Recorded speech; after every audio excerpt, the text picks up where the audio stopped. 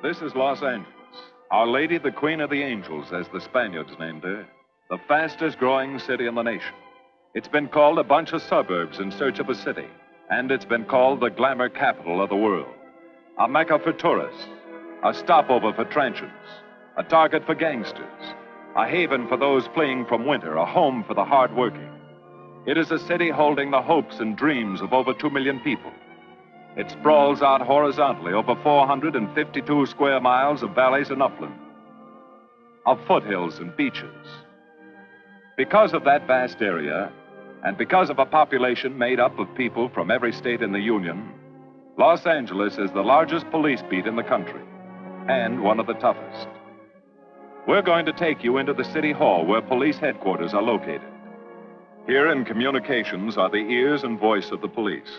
The lights on the complaint board flash 24 hours a day. Citizens reporting a prowler, a lost child, a man molesting a woman, an auto accident, a wild party. Spend an hour or two here and you will think the whole city has gone berserk. Minute by minute, the orders go out to the radio cars in the far-flung divisions. Watts and Wilshire in West Los Angeles. Hollywood and Hollenbeck Heights in North Hollywood. The work of the police, like that of woman, is never done. This is the case history of a killer, taken from the files of the Detective Division. The facts are told here as they happen. The story properly starts here in Hollywood Division headquarters at 1 o'clock of a June morning last year. Officer Robert Rollins had finished his tour of duty and signed out. It had been a tough day. He'd be glad to get home. His wife would be waiting up for him as she always did.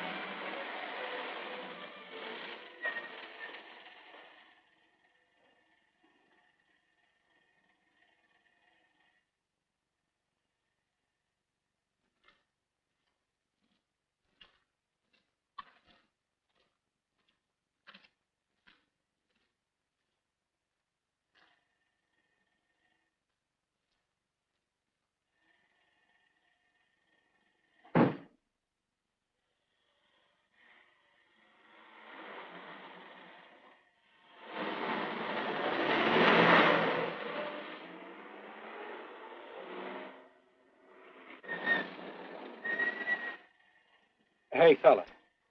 Come here. What were you doing back at that radio shop? Just looking.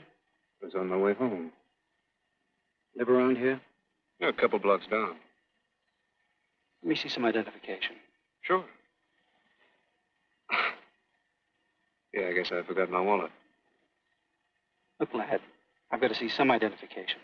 How about my Army discharge? I got it right here.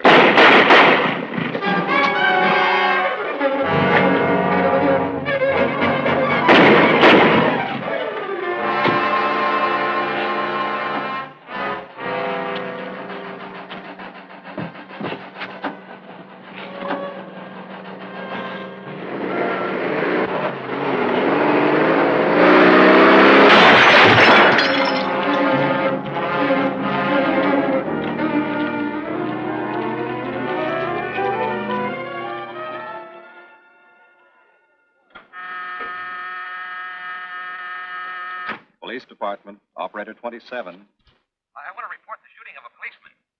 Hold on, please. Give me that again, please. I'm calling to report the shooting of a policeman. What's the address?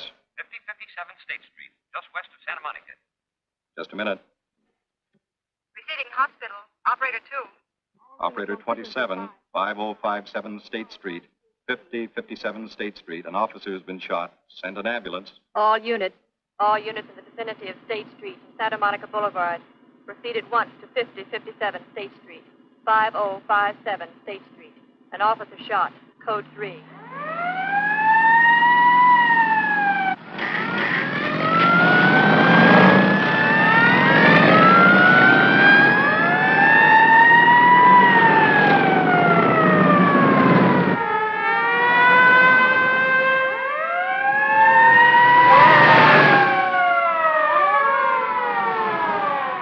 To Control 1. Control 1 to 80K. Go ahead. This is Breen. Instruct homicide to throw out a dragnet and pick up all suspicious characters in the area of the shooting. Also notify Sergeants Marty, Brennan, and Chuck Jones to report to me at the scene of the crime. Control 1 to 80K. Roger.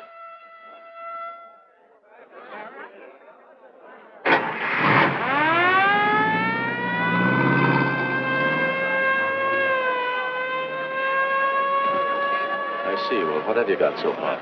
Well, not much, Captain Breen. A couple of cartridge casings. Oh, Marty, Chuck. Hi, Cap. Eyewitnesses? Who was first on the scene? Reported it. I was. I live here. I'm a light sleeper, but my hearing is good. And my cat. Did the officer say anything before he collapsed? Yeah, he gave a description of the fella.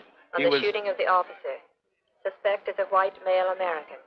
Age 26 or 7. 5 feet 10 or 11. 155 to 165 pounds. Brown hair. Regular features. Pencil mustache. Repeat broadcast. All units. Is that about it? Yes, sir, exactly. And the officer kept saying, he looked like such a nice kid. He looked like such a nice kid. As if he couldn't believe what had happened to him. Let's see, is that all? Yeah. Thank you very much. Yeah, well, anything else I can do, I'd be glad to help you. We may call you. Get his name and address, will you, Bob? This door been checked, Lee? Yeah, it's okay, Captain. Find anything? Nothing but some smudges so far. Found this in the glove compartment. I think it's nitroglycerin. Doesn't look quite right. Well, check it down at the lab. Right.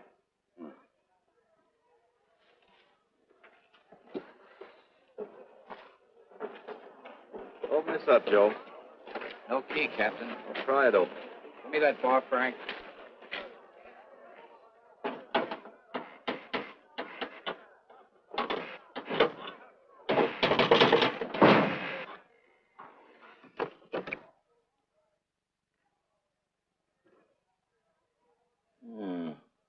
Regular arsenal. Yeah, get a load of that. What is it? I don't know. It looks like some kind of an electrical device. United States Navy. It's either stolen or war surplus. Send all this stuff down to the lab and check the serial number on that Navy equipment. Yes, sir. Captain Breen. We found these in the weeds over by the radio store. What do you got? A pair of cloth gloves, Captain. Well, he thought of everything, didn't he? All right, give them to one of the technicians. Yes, sir. Marty, you and Chuck come along with me. Let's go downtown and see what they picked up in the dragnet. Right.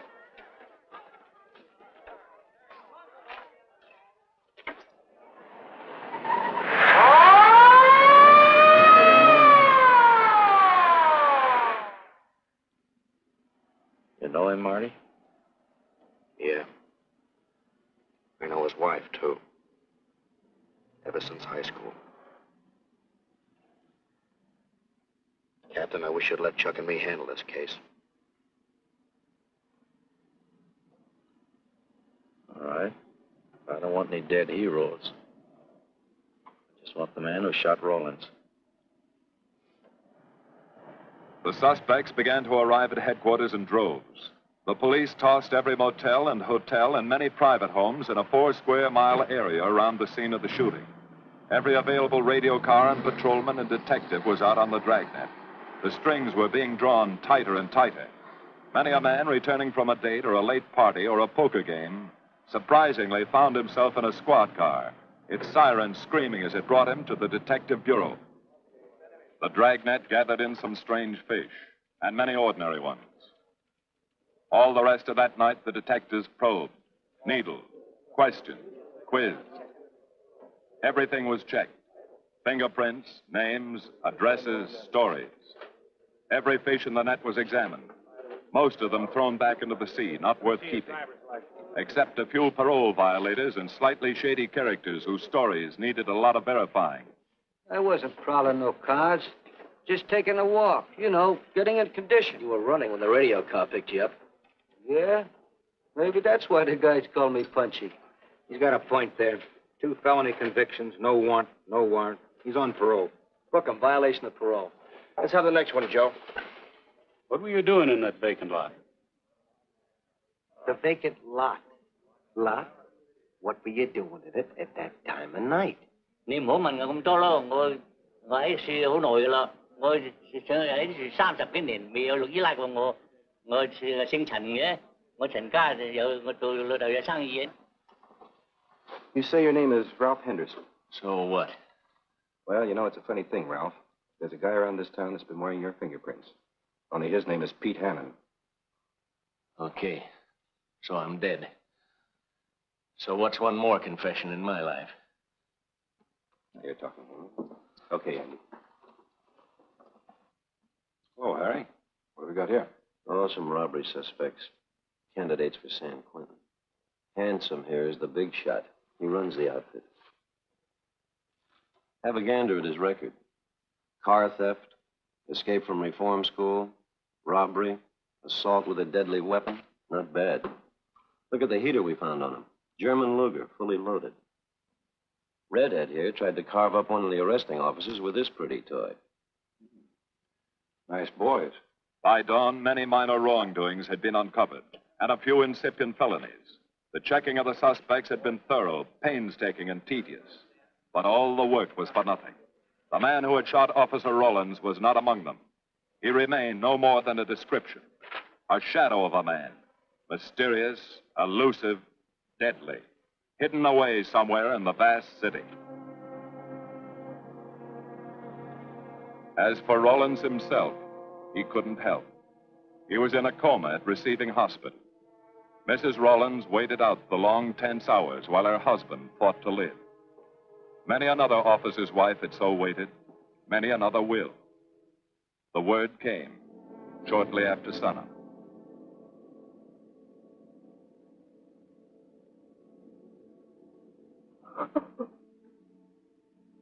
Oh.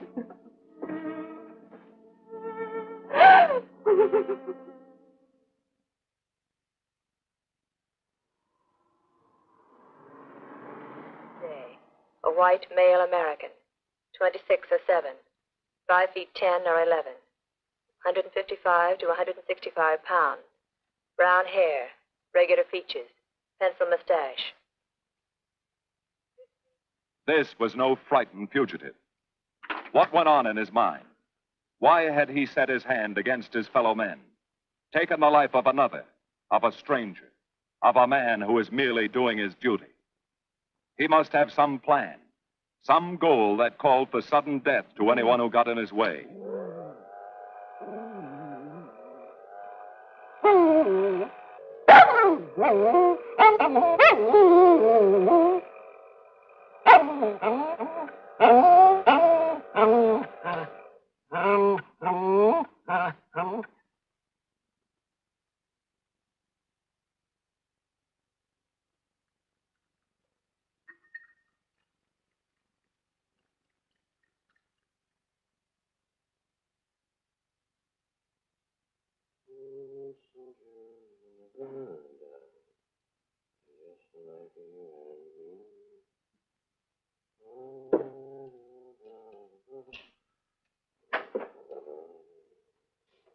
Morning, boys. Morning, Lee. Hi, Professor. Well, I thought this was safe cracker soup. You gonna drink it, I hope? I'm really a nice guy. Stick around. I'll prove it. Come over here.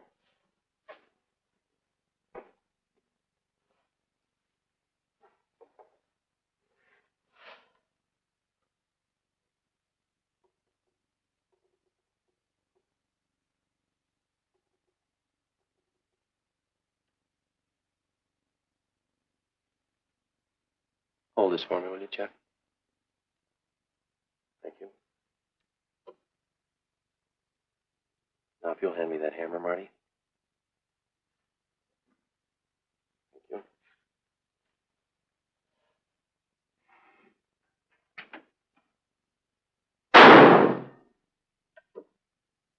Yeah.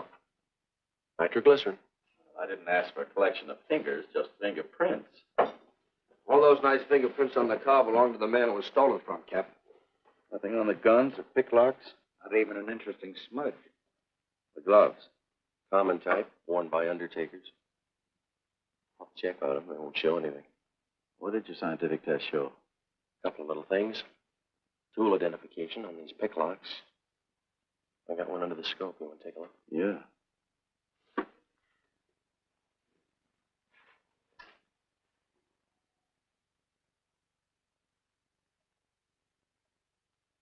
Take a look. I see. Well, it seems to tie the tool up with the lock. Now, if that microscope could only tell us who did it. I'm working on that. No, only an amateur would carry that liquid dynamite in a car. This boy's no amateur. Took the precaution of desensitizing it so it'll take normal shock. Took a lot of other precautions, too. No fingerprints, no identification, nothing definite. Except he's scientific. Knows electricity. Is inventive. Yeah. Happy on the trigger. This is Captain Breen. Get me Captain Stevens a burglary, will you? I hate to disappoint you, Lee, but I think you've come up with something. Hello, Steve. How are you? Did your daughter's marriage come off all right? Good. Look, Steve, on those burglaries of electrical equipment lately, were there any where picklocks were used to gain entry? Good. Well, let me know if there's another report of one, will you? I've got an idea the Rawlins killer may be tied in with those. Fine. And give my regards to the newlyweds, too. So long, Steve. Well, what are you waiting for? You've got a job, haven't you? Get going. Yeah, let's go, Junior. Hold this for me, will you, Lee? Thanks. And so, with no fingerprints and only a vague description to go by, Sergeant Brennan turned to the modus operandi file. A criminal, like any human being, has his own habit patterns, unconscious traits that can lead to his downfall.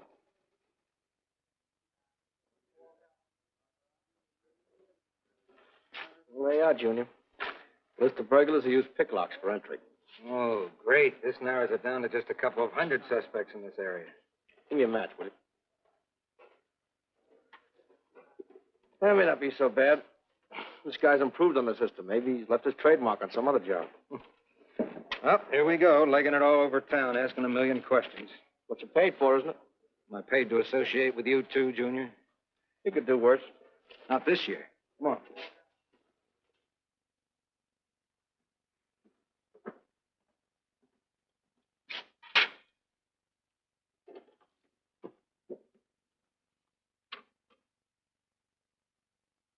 Car 12, car 12, in the 10,000 block on Mississippi. A 394-15 disturbance.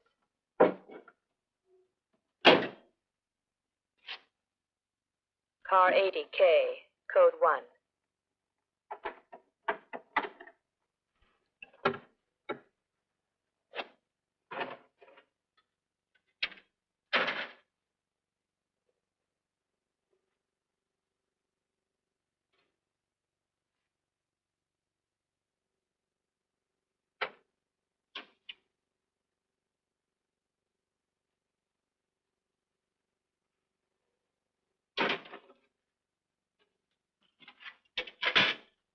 All units.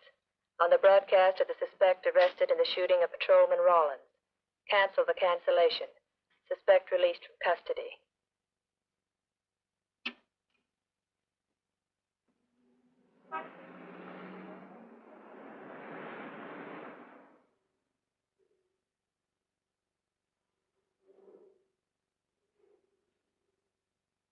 Oh, hello, Mr. Martin. You find Mr. Reeves in the machine shop.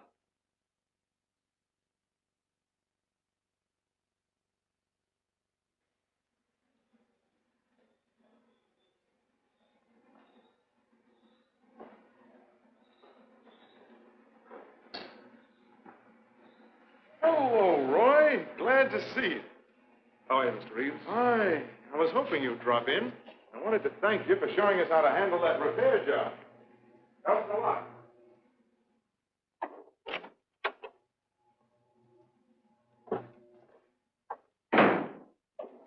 Well, what have we got this time?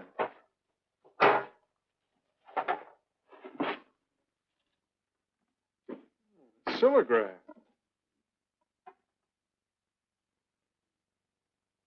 There are plenty of these around, Roy. Not like this one. Yes, I see. I suppose, as usual, you've added your own improvements.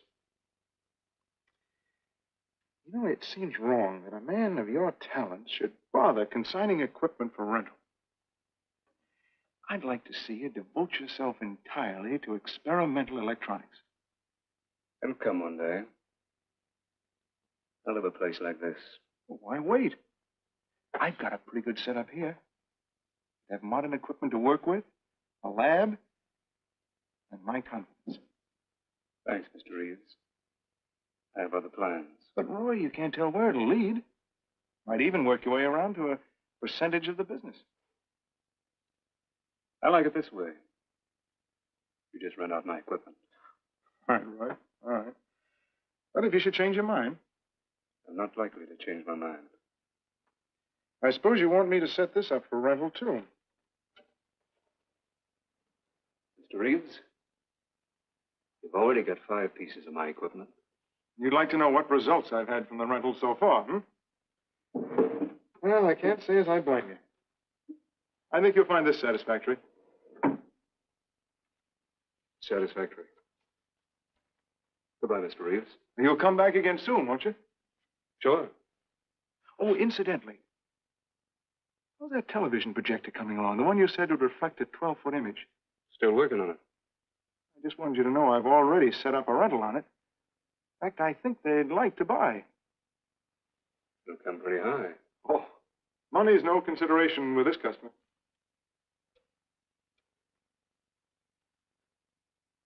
Tell him we can pick it up tomorrow. I thought you said it wasn't finished yet. It'll be finished.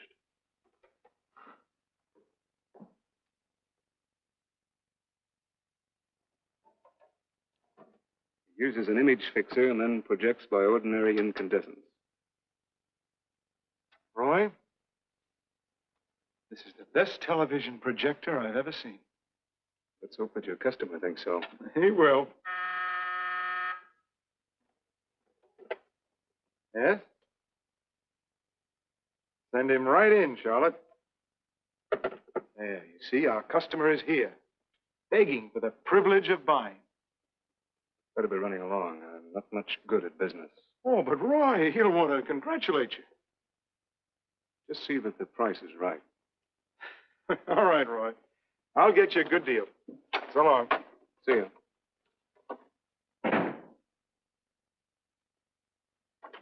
Well, Mr. Dunning, come in. Isn't it a beauty?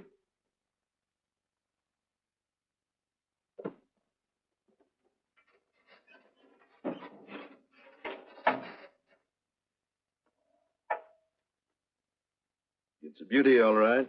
You like it? I certainly do like it. You see, it's mine. What do you mean? Let me have the police. I built it. Spent years on it. Oh, you must be crazy. Roy built this machine himself. Your friend's a crook, Paul. You've been taken in. Hello? Give me the burglary detail. Dear Jim, regarding your inquiry on a .38 caliber Smith & Wesson revolver, sir. Oh, come in, boys. Burglary detail just sent this report through. A man named Dunning reports tracing a stolen television projector to the Reeves Electronics Lab. Think it's a tie with the Rawlins case? Well, take a look at this fellow Reeves and see what gives. I'll notify burglary. We're following up on it. Right. Come on, Junior. What else did he place with you for rental? Oh, a number of things. All war surplus that he bought on his veterans rating. Oh, is this more of his equipment? Yes. Yes, he left it here on consignment. I'm sure that Roy can explain everything. Well, maybe he can, Mr. Reeves, if you'll tell us where he lives. But I don't know. Mr. Martin's on the phone, sir. I'd better talk to him. I think so, Mr. Reeves. I'll take it in the superintendent's office.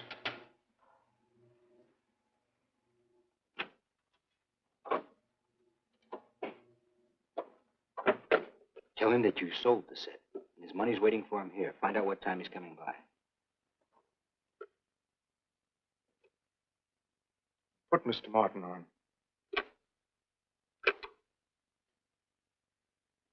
Hello, Roy? Yes, I've sold it. Your money is waiting here for you. Yes, I'll be working late tonight. What time will you be by? First thing in the morning. Well, maybe you better come in tonight, Roy. A couple of things I want cleared up. Like what? Oh, technical things. Besides, I don't like to leave the money in the plant overnight. How about 8:30? Fine. I'll see you then. I'll leave the front door unlocked.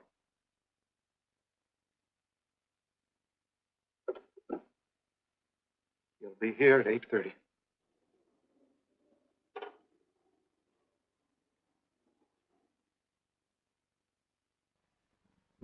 Well, I'll just run along home and get some dinner.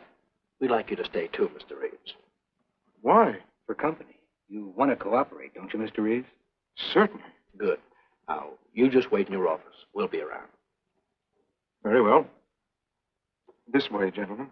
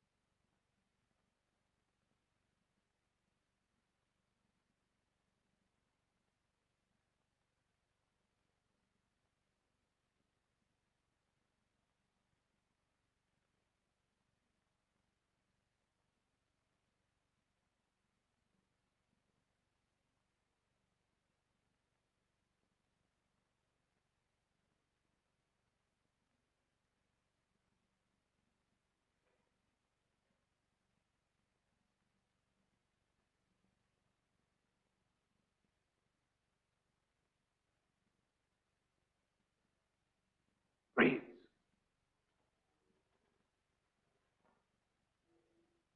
That you, Roy?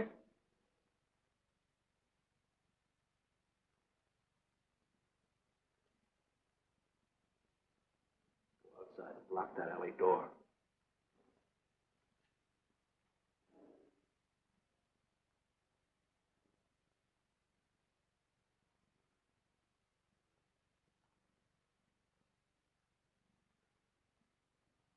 Where are you, Roy?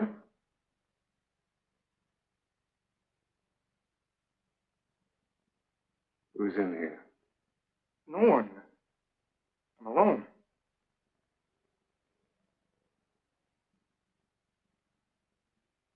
Come on in. I've got your money for you. Bring it out here. All right.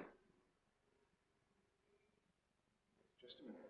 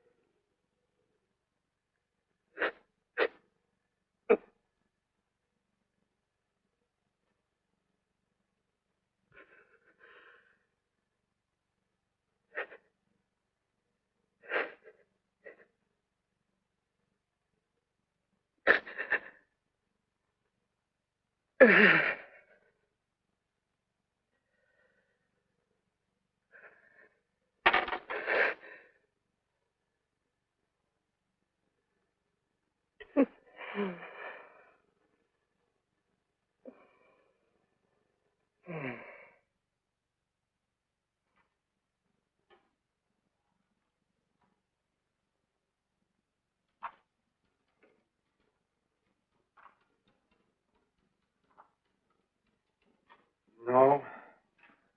None of them even looks like Roy Martin. He had such a fine face. Didn't keep you from carrying a gun. Or didn't you know that? No, I didn't. I've told you all I know, all he ever told me. What about his friends? Didn't he have a girl? No, I don't think so. He had no interest in anything but electronics. Where'd he pick up the subject? Books, magazines. Mostly from the Signal Corps. He was attached to a radar unit. Get a teletype off to the War Department. That might help. Yes? Ready on your call to receiving hospital, Captain Breen. Hello, this is Captain Breen. What is the latest report on Sergeant Jones?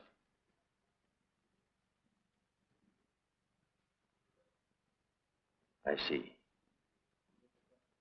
Well, let me know if there's any change, will you? Thanks. Chuck's in pretty bad shape, Marty. He's paralyzed. May never walk again.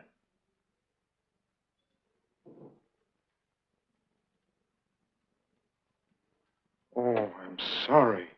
It's funny that Martin showed up at 7 when he told you he wouldn't be there till 8:30. I don't know why. Except he was always unpredictable. I'll tell you why. Because you warned him. That's why he came early. That's why he came in the back way. But you heard me tell him the front door would be open. And the key to let him in the back way? He must have had one made. Why don't you tell us the truth? Marty.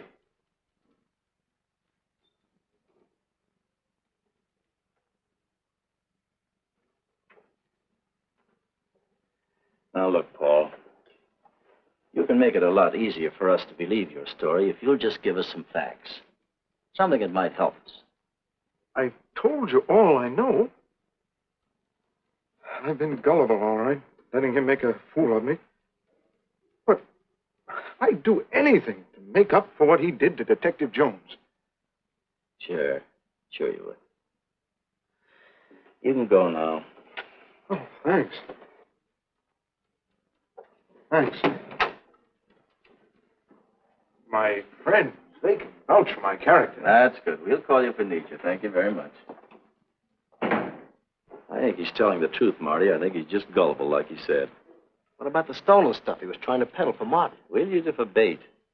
Maybe Martin will come back for it. Then we can ask him. Here. Nevertheless, I want a 24-hour tail put on Reeves, and I want a watch on his home and his factory. Right. You can keep those. Okay, Captain.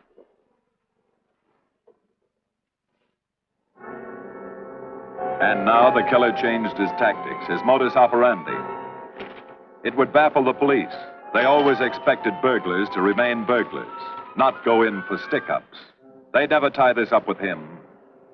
So wearing a variety of disguises, coming and going like a shadow, ready to kill if cornered, he struck the bottle stores in a one-man blitz that had the robbery detail dizzy.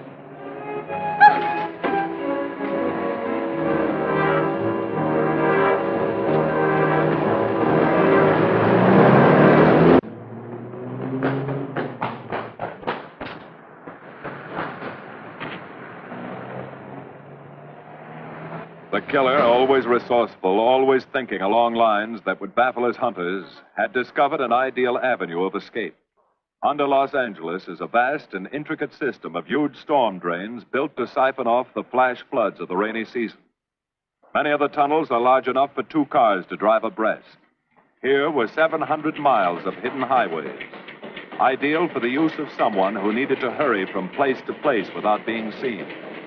Ideal as a hiding place for guns and supplies in case of emergency. Well, the reason I asked you to come over is I think I've hit on something. An identification? No, not quite, but a tie-up.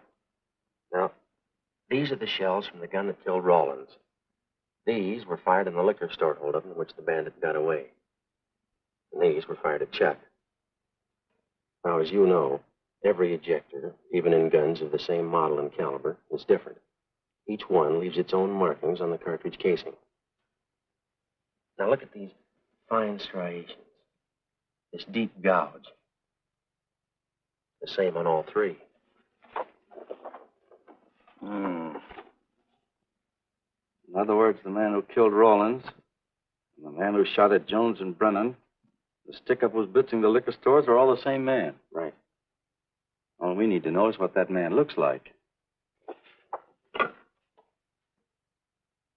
Get me Chandler in robbery, will you? I've got an idea about that. Also, it'll give us a chance to see if Reeves is on the level with us. Steve, Breen, about those blitz holdups you're on. Round up all the victims and have them down here tonight, will you? Oh, it's just a little scheme. Thanks, Steve. That's good. Now sketch another one of the same type, only this time thin it out a little, huh? All right. Hi, Lee. How's it coming? You ready for tonight? We'll be ready. Think it'll work? Should. Where'd you get the idea? From a kidnapping case in Chicago. I thought these slides might be an improvement over the method they used. Could be. Captain thinks so. Good evening, ladies and gentlemen. May I have your attention for a moment, please? You've all been asked to sit in on a little experiment tonight. We're going to try to build a picture of a face. A face of a man who's cunning, resourceful, and deadly. He's a man who killed a police officer. Now, some of you he held up at the point of a gun. You may have seen his face, remembered something about it. And we want you to tell us exactly what you remembered. Whether it's his hair, eyes, nose, or mouth. And we're going to try to put those pieces together so that they add up into a picture of the face of the man we want. Now, you can see how we're depending on you. Lights. Now, first, we're going to concentrate on the type of hair our man had. And if the picture looks anything like his hair, I want you to speak right up. All right, the first slide, Lee.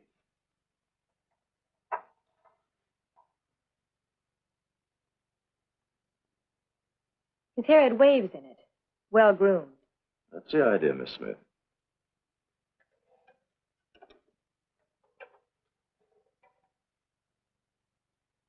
Is that any closer? No, it was parted on the side.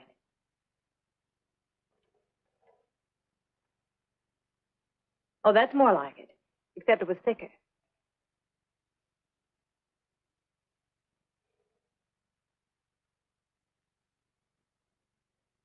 Oh, that's very close.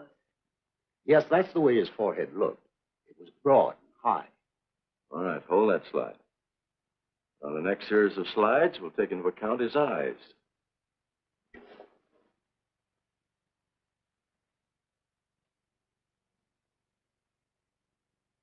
Oh, 1 minute, please. Wait, 1 minute. His eyes were a little like that. Maybe a little smaller, like beads. Go on, Lee.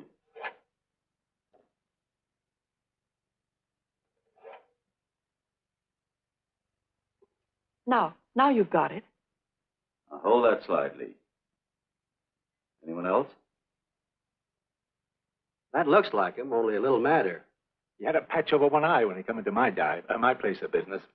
I remember noticing that the one showing was blue. Well, the guy that stuck me up had on horn-rimmed glasses. He was wearing a Band-Aid across his nose when he knocked me over. Uh-huh. All right, hold that, Lee. Well, so much for the eyes. Go ahead.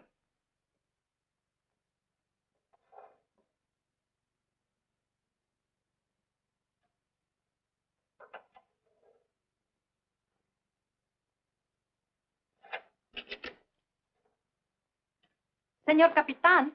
Yes, Miss Montalvo? Ay, ¿cómo se dice en inglés? Sus órdenes, señorita. Ah, qué bien. En este bandido, la nariz fue chata, como aquella, pero un poco más chata y más ancha. Like that, Captain, but more snub, wider. Try another one, Lee. Como aquella, casi la misma. She says that's about it. Thank you very much, Miss Montalvo. Get Reeves. Any more comments? That's pretty close, all right. Pretty close. Perfect. All right, now we'll start on the mouth and chin. The next series lead. I think his lower lip stuck out more. The mouth was thin and mean, like it never laughed. Go ahead. Something like that, but thicker lips. There. That's it. That's him. All right, now hold that right there, Lee. Oh, come in, Mr. Reeves. Good evening, Captain. You ever see that face before? Why, it's Roy. Except for the hair being a little lighter and the eyebrows heavier. It's Roy. You're sure? I'm positive I'd know him anywhere. Lee, I want a retouched photograph. Now lighten the hair and give more body to the eyebrows. Right. Lights. That's all. Thank you very much. You've been a great help. It's positively amazing how you found out what he looks like. Well, we're looking for an amazing criminal, Mrs. Johnson. Thank you and good night. Good night, Captain. And so the face of the unknown killer, built up from fragments of evidence, was sent out all over the country. To chiefs of police, to sheriffs, to county constables and county jailers, to the wardens of prisons, to all postmasters and postal inspectors, to the agents of the Treasury Department, to the FBI. They showed that picture to the inmates of jails and prisons, to men with a wide acquaintance among the cat burglars and the violence boys. Informers and con men and sharpshooters were quizzed, those on the fringe of crime and those deep in the rackets. Many wanted to help. Nobody could. No one in the underworld recognized that mysterious face. He was as unknown as if he had lived in the 16th century.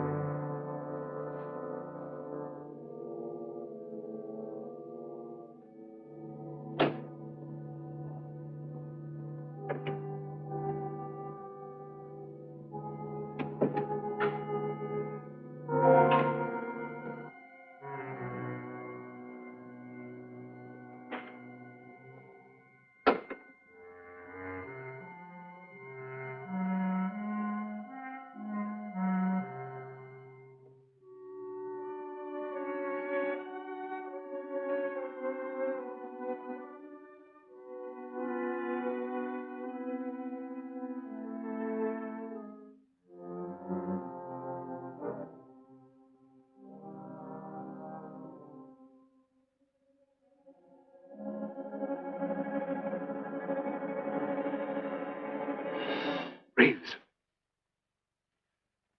Roy. Listen carefully, Reeves. Control yourself. I know you're alone in the house. Act like you're alone. Cops are watching every move you make. The police here? They got you staked out like a muskrat hide, watching you around the clock. Here at your plant, tailing your car. Sit in that chair.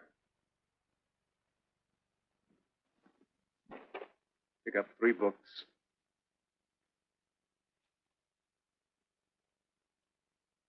Don't look up and don't answer me. All right. But glance at the books.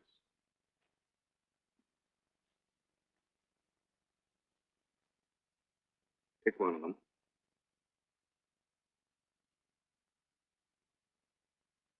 Okay. Now, that's the book you want to read before you go to bed. Now, Get up and turn off the lamp.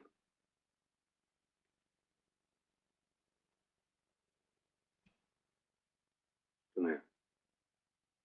Come here.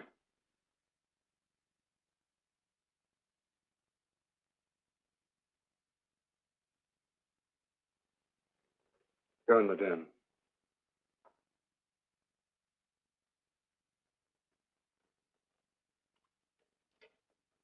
Pull those drapes tight.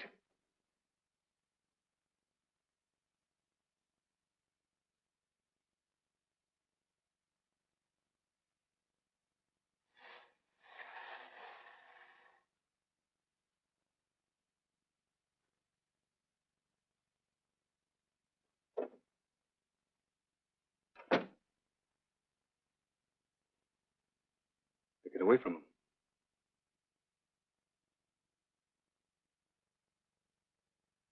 What do the cops know about me? Not very much, Roy.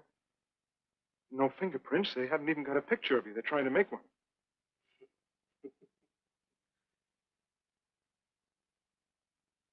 How much cash you got in the house? None. I never keep any cash in the house. It isn't good business. Suppose you think it was good business letting me walk into that trap. No, I know. Don't do anything you'll regret. Now, listen to me. It isn't too late. Give yourself up. Come to your senses before you kill someone else.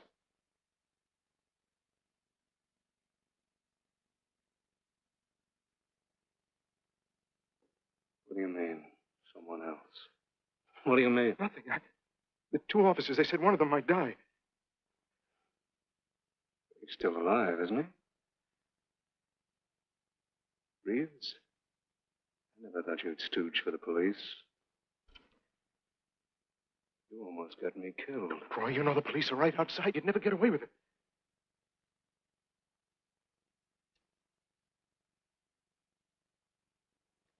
That's right.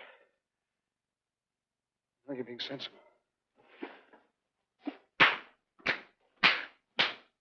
I know there's money here. Where is it? Don't, Roy. I'll get it.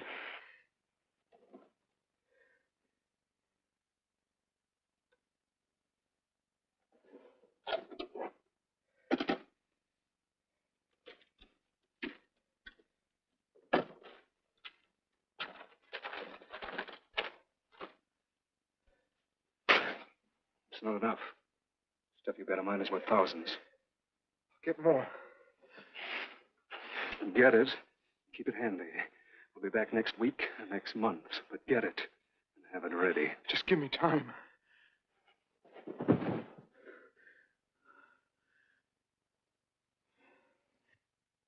Oh! Look, I don't want policemen outside my house following me around. That's what made Roy suspicious. I'm leaving in the morning. I'm afraid I'll have to disappoint you, Paul. Unfortunately, you're our bait. I won't do it. I've done enough. Look, no one's done enough until we find this killer. I asked you to keep a sharp lookout on this house, Marty. I did. Two of the best undercover men of the department were assigned here. That didn't keep Martin from getting in. What's the matter? You tired?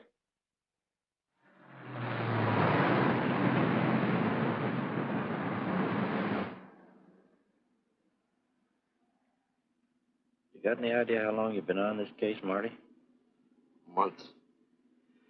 Long enough to have come up with something by this time. You know any more about the Rawlins killer than you knew the first week? Yeah. He's about the toughest nut I've ever had to crack. That's what I told the chief when he called me in this afternoon and wanted to know why the case hadn't been broken. Look, Captain. Rawlins was a friend of mine. So's Chuck. I've got a bigger stake in this than the chief knows. I'm doing everything I can. Well, I'm afraid it's not enough, Marty. Maybe you're too close to it to see it clearly. Maybe it needs a fresh team, a new viewpoint.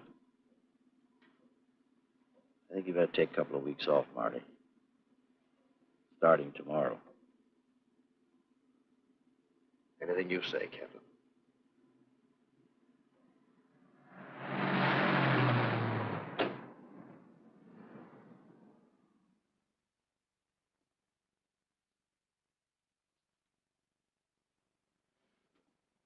Hiya, Marty. Hi, Chuck. Meet Miss Scanlon, my new bodyguard. He's the one I've been telling you about. Oh, you mean the one with the steel trap brain? How do you do? Hello. Say, this guy been behaving? After a fashion. See, she takes me out in my go-kart, puts me to bed, wakes me up, dresses me. You're perfectly capable of dressing yourself now, Mr. Jones. I'll be back in a few minutes. Well, how's it been going, Junior? Oh, pretty good, Chuck, pretty good. Is that why you're off the case? How'd you know? Green was in to see me this morning. Oh. Suppose he also told you they put a new team on the case. He told me everything. Yeah. Let's see what his new boys dig up. Well, maybe they'll examine the facts of the case a little more carefully. What facts? That our man's sharp, that he's intelligent and works alone, that he has no record, never leaves a fingerprint and knows every move we make? Sure, plenty of facts, only they add up to nothing. Sure, forget it. You got yourself a 10-day vacation. Go on down to the beach, get a suntan. By the time you get back, the case will be broken. Isn't that what you want? You know better than that. All I know is what I hear. You sit there batting your gums about how the old man let you down. Maybe he's trying to wake you up. He's got a funny way of showing it. There you go, flying off the handle. Always taking things for granted. I wish I could get up and boot some sense into you. He knew what this case meant to me. He still does. That's why he's trying to get you mad enough to do something about it. You don't really figure that's his idea, do you? I know it is. Ah, it's a tough case, Chuck. Not an angle, nothing to go on. You'd know what I meant if you were out working with me. I have been working with you. That's all I've had to do lately, just sit around studying what little facts we have, trying to figure out who he might be. You know the kind of a guy we're up against, then. I tell you, Chuck, this guy's a genius the way he operates. As if he were right there with us every time we go out after a lead. Oh, sure. Breen's been tipping him off just to make you look bad. Yeah, almost like that. Well, he beats us to the punch every time. There's your angle. You just hit it on the head, but you don't see it. Look, start adding. 1, he's unknown to the underworld. 2, he beats you to the punch, right? And 3, it's almost as if he were with you. Isn't that what you said? Yeah? Well, tie that up with a lot of other little things, like the fact that he uses a police gun and the accuracy of the shooting. Anybody could buy a police gun, and the Army could have taught him how to shoot. Yeah, but who taught him how the police operate? Oh, I know what you're driving at, Chuck. But a cop. Those things happen. Yeah. Now, if I were still in the case, I'd start with our own department first, then Santa Monica, Culver City, Burbank, Pasadena. See you later, Junior. Hey! Don't let him out of your sight, beautiful. It's the first time in years he's used his head.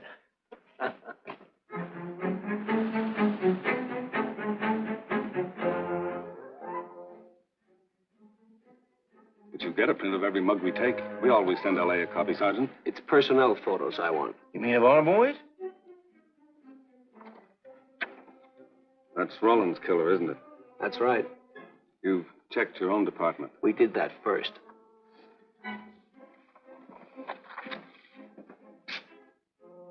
And so the tedious quest went on. Sergeant Brennan wore out his shoes and his patience, going from police station to police station, checking photos until his eyes were blurry. For police work is not all glamour and excitement and glory. There are days and days of routine, of tedious probing, of tireless searching, fruitless days, days when nothing goes right, when it seems as if no one could ever think his way through the maze of baffling trails a criminal leaves. But the answer to that is persistence, and the hope that sooner or later something will turn up, some tiny lead that can grow into a warm trail and point to the cracking of a tough case.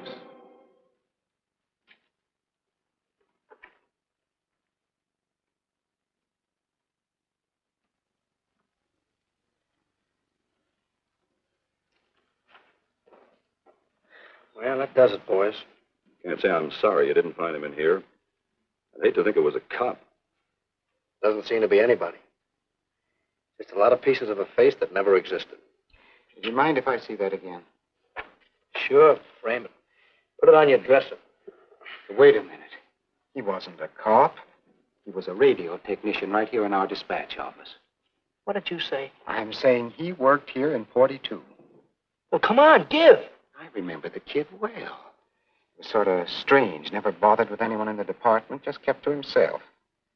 He was in line for promotion when he was drafted. Where was he living at the time? I don't remember. Try the dead files.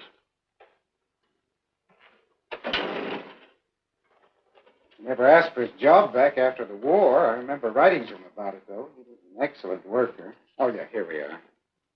Yeah, this is it. Took a while before he answered, but like he says in the letter, he wasn't interested.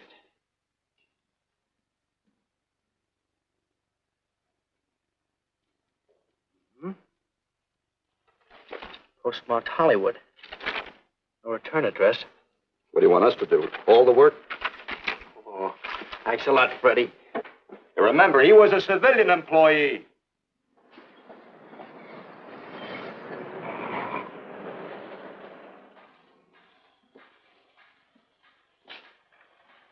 Well, how about it? Anybody recognize him? Not on my route. I never saw him before. Yeah, okay, fellas. Thanks very much. I thought for a minute. No. He had that face. I wonder. Yeah? Well, this may not mean anything, but he looks like a guy that's on my route. He never gets any mail, but I see him around there all the time. He lives in one of the courts. Where? Come on, I'll show you. It's not that easy. What time does your route take you past those courts? About 9 o'clock. Why? Just thinking.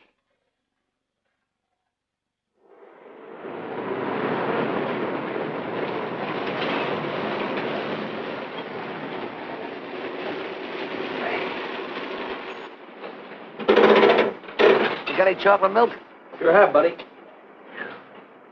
Yeah. Thanks. What's your parking? Straight on back. Second in the yell. Number 7. Right. Kind of warm today, huh? Oh, it's not too bad for this time of the year.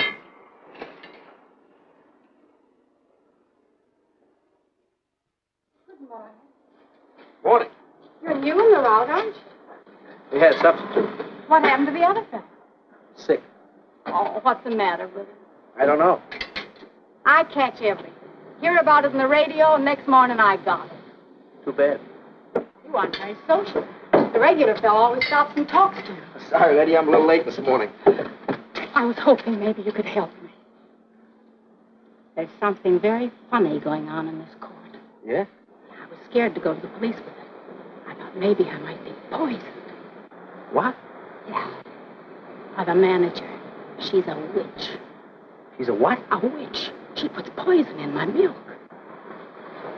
Oh, I see. Look, you switch the bottles when she isn't looking, see? Drink her milk. Then you'll be safe, right?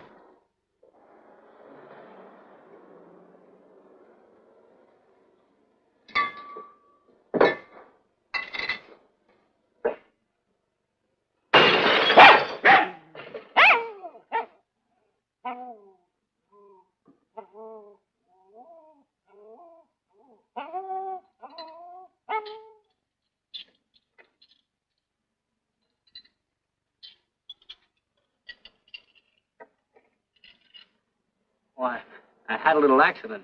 Got a mop, I'll clean it up. Leave it be. I'll clean it up myself. Okay, mister.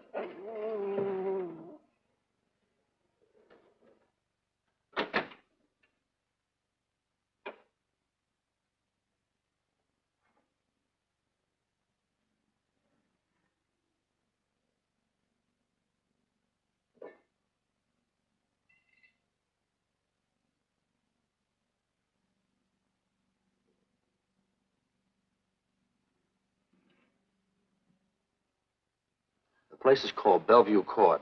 I drew this from memory, but it's pretty close. That's where he's hiding out, right there. You sure he's our man, Marty? Captain, I couldn't go wrong on that face. He's our man.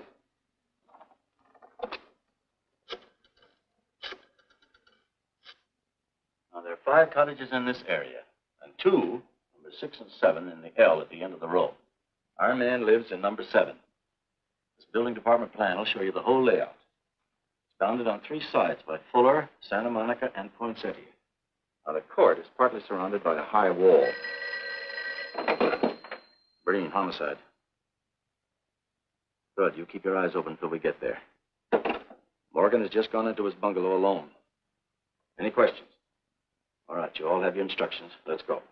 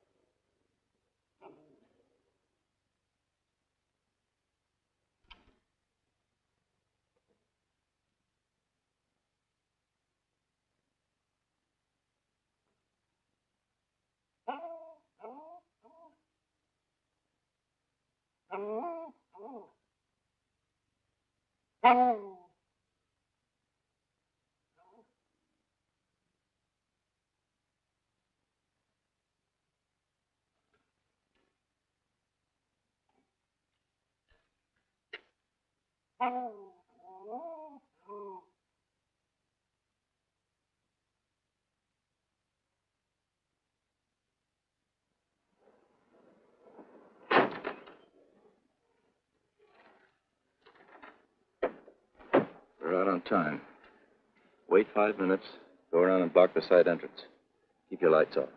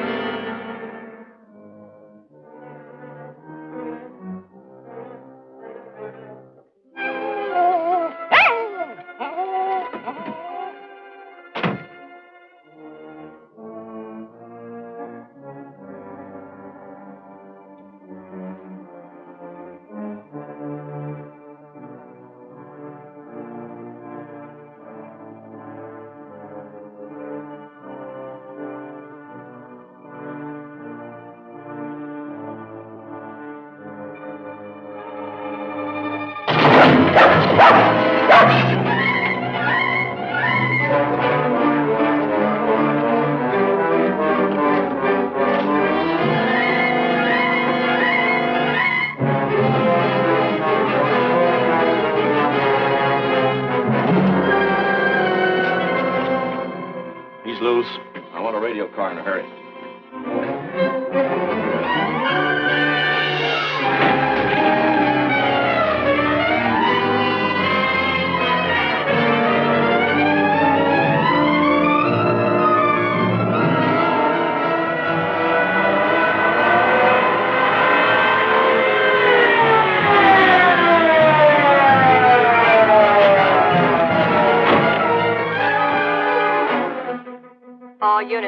All units in the vicinity of Santa Monica and Fuller. The murder suspect in the Rawlins killing is at large.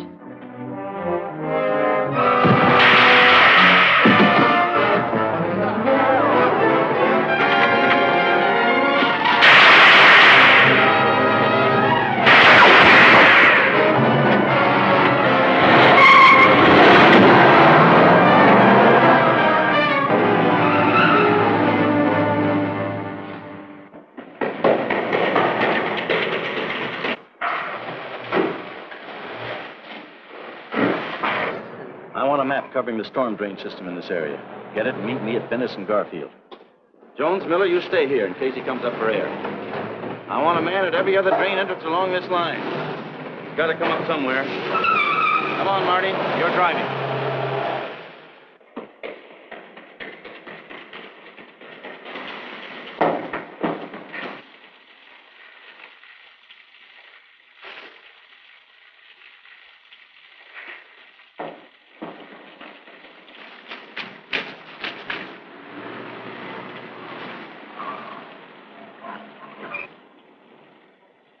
Keep this drain covered.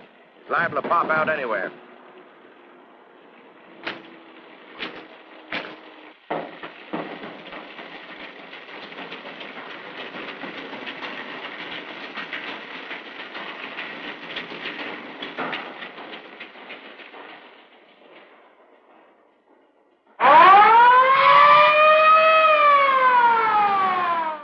Why Venice and Garfield, Captain? It's the main intersection of the system. We can head him off that way. ADK to Control 1. Clear frequency 7. This is an emergency. Control 1 to all cars on frequency 7. Stand by. Control 1 to ADK. Go ahead. Notify homicide. Send the following to Venice and Garfield. 4 squads, battle lanterns, gas mask, tear gas. Urgent. This is a code 3. Control 1 to ADK. Roger.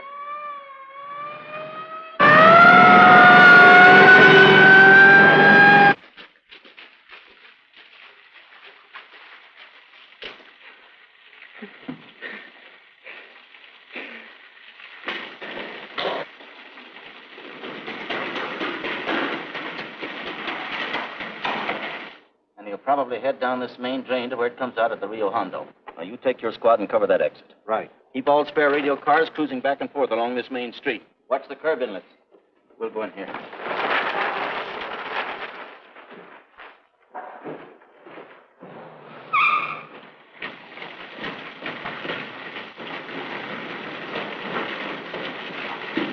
Any sign of him? No. And we've searched every foot between here and the Rio Hondo outlet. Then he must be up ahead.